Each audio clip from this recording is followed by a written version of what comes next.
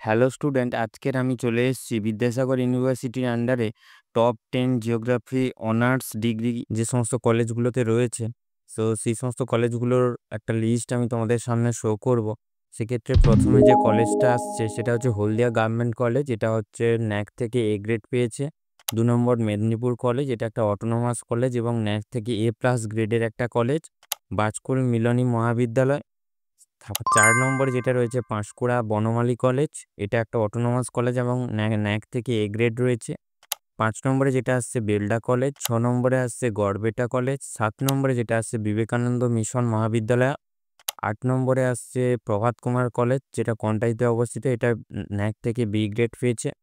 এবং 9 নম্বরে যেটা আসছে মহিষাদল গার্লস কলেজ এবং 10 নম্বরে আসছে বিবেকানন্দ শতবার্ষিকী মহাবিদ্যালয়, এটা ন্যাক থেকে বি+ গ্রেড পেয়েছে।